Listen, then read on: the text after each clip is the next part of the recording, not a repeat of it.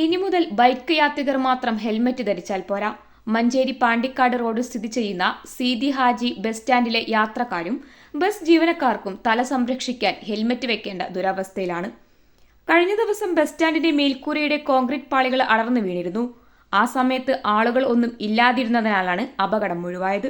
കുറേ ദിവസമായിട്ട് തൂങ്ങി നിൽക്കണത്.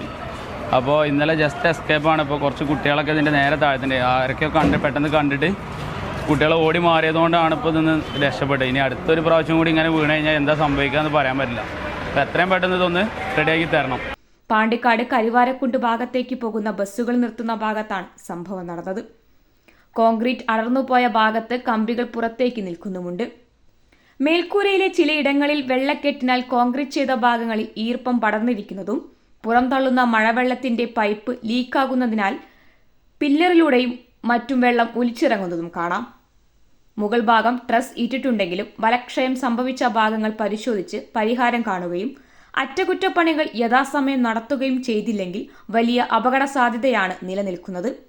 ഉടനടി പരിഹാര നടപടികൾ സ്വീകരിക്കണമെന്നതാണ് യാത്രക്കാരുടെയും ബസ് ജീവനക്കാരുടെയും പൊതുപ്രവർത്തകരുടെയും ആവശ്യം. കണ്ടില്ല അപ്പോൾ ഇനി പൊളിഞ്ഞവിടെ ആൾക്കാരൊക്കെ പുള്ളി ഇവിടെ നിൽക്കുന്ന സ്ഥലമാണ്.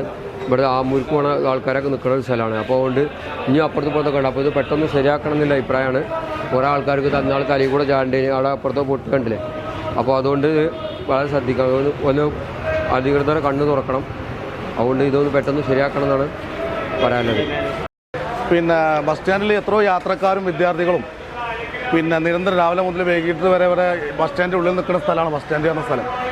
പക്ഷേ അതിനകത്ത് പ്രത്യേകത ഈ ബസ് സ്റ്റാൻഡിൻ്റെ മുകളിൽ നിന്ന് കെട്ടിടം ഇടിഞ്ഞു പൊളിഞ്ഞു മാറാൻ പറ്റിയ ഡെയിലി ബുക്കാണ്.